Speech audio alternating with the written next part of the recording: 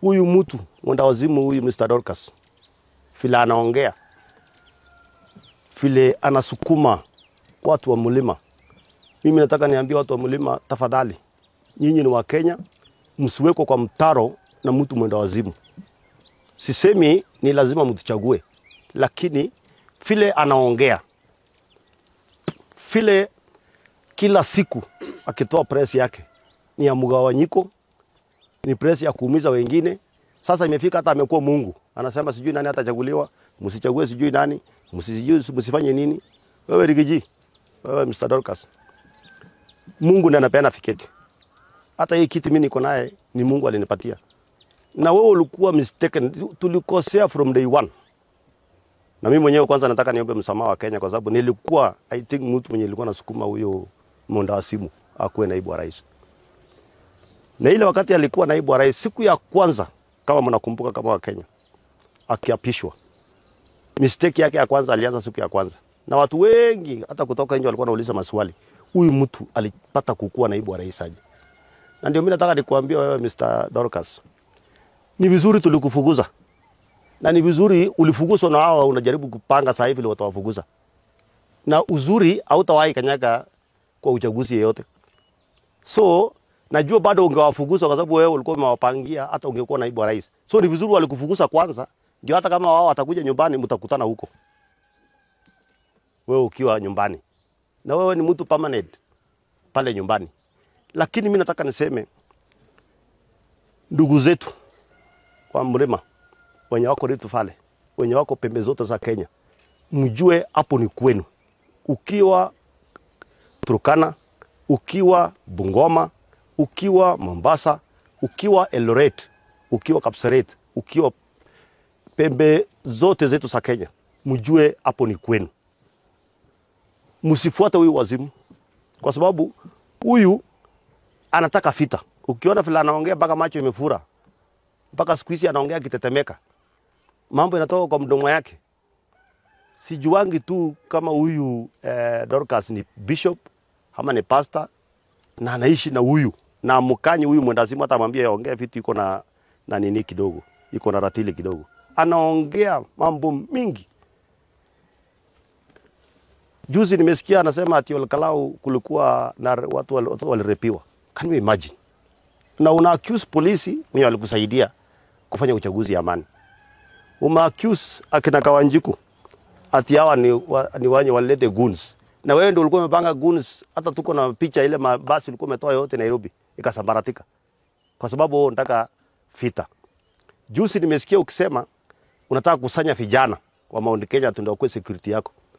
Mimi nataka nikuambia wewe Mr. Dorcas,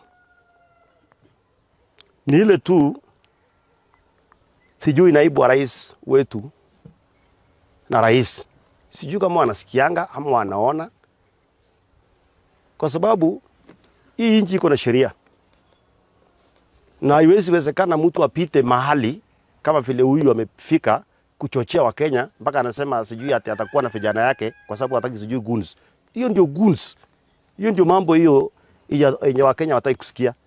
Wewe unachukua mtoto wa mtu, unaenda unamlipa shilingi 1000. Alafu unasema ati hatutaki goons, hatutaki protectiwa na vijana wa Mount Kenya. Hiyo ndio vile vita ilikuja 2007 2008. Na mimi nataka nikuambie wewe, hautawahi kuwa anything. Kenya hawataipigana siku nyingine. Kenya hawatawahi chukiana. Na hiyo niliona Olkalau juzi. Hata kama hawakutupigia kura, ile amani ilikuwa pale, ilikuwa juu sana. Haukuwa na chuki kwa sura ya mtu yote. Walikuwa wanatukaribisha sisi wote, wanatusikiza. Na mimi nataka niombe watu wa mlima, hata mkiwa na otherwise, msikubali tuende barabara ya vita. Msikubali tuende barabara ya kugawiwa kusema nyinyi watu wa Mount Kenya. Msikubali kuwekwa mtaro na mtu wako kwa mtaro tayari mwenyewe. Hiyo ndio maombi yangu kubwa, kwa sababu hii Kenya inafaa ukienda anywhere, ukienda Nyeri unajua uko nyumbani. Ukiwa Nyandarua uko nyumbani. Ukiwa anywhere uko nyumbani. Huyu mwenda wazimu ni Mungu alitusaidia tukamfukuza mapema. Angeharibu hii nchi. Can you imagine hata kama wewe unamsupport, hata wewe mtu wa mlima mwenye unamsupport. Can you imagine kama huyu mwenda wazimu angekuwa baada kwa serikali mpaka sasa hivi? Ni nini angefanya? Can you imagine huyo mwendawazimu kama angekuwa kwa serikali alafu atoke kwa mwaka kama hii? Angeunganisha Wakenya wote.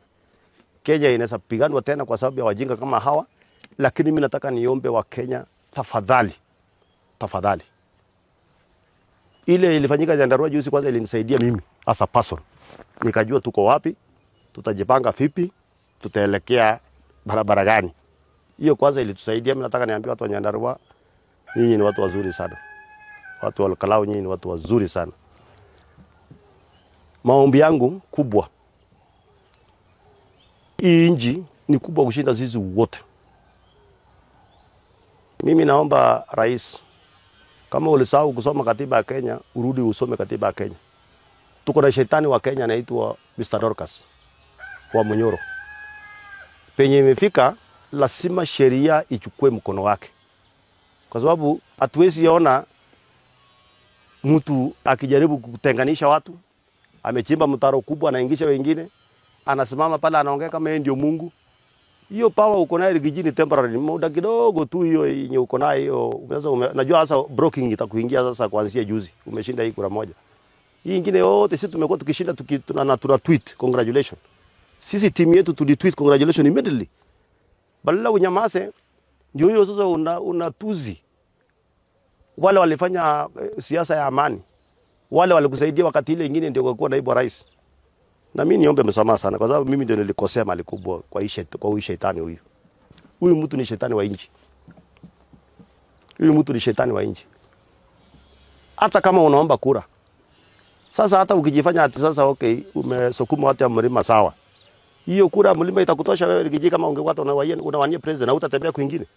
Mara unaongea kuhusu Waluya sijui nini, mara unaongea sijui kuhusu Wajaluo sijui nini, ulikuwa unasema siku nyingine hii maendeleo mnapeleka huko sijui, mara unasema maneno ya shares. Ndio hii sasa umefika kwa watu wako. Mimi nataka niombe watu wa mlima kwa heshima kubwa sana, muombe Mungu awafungulie macho, mkuwe na barabara nyingine, mkuwe na kiongozi mwingine. Huyu sio kiongozi, huyu ataweka watu wa mlima kwa mtaro. Na hiyo ndio nimeitana leo nikuje niseme kwa sababu nimeona akikashifu ndugu zangu wenye walikuwa Olkalau. Na hawa ndugu zetu wakati tulitoka Olkalau tumeshindwa, tulikubali tumeshindwa. Na nataka nirudie wewe Mr. Dorcas wa Munyoro. Sisi tuliinua mkono, tulikubali. Huyo jamaa amekuja bunge tutafanya kazi na yeye, wewe utakuwa tu wa Munyoro bado. Tulikubali. So wacha kutuzi watu, wacha kuongea kama wewe ni Mwenyezi Mungu. Wacha kupeleka watu wa mlima kwa kona. Wacha kuweka hawa wakuwe ni kama against Kenyans. No, hiyo hatuwezi kukubali. Kwa sababu ile hasara tulipata 2007 2008 ni watu wajinga kama wewe. Ni watu wajinga kama wewe. Na ndio mimi nataka niseme nikiwa mmoja wa viongozi wa bonde la Ufa hii na Kenya hii ya kwamba ndugu zangu tupendane.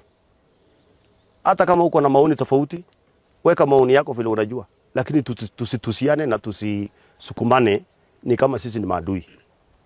Leo ndio nimewaitia leo. Uko na maswali?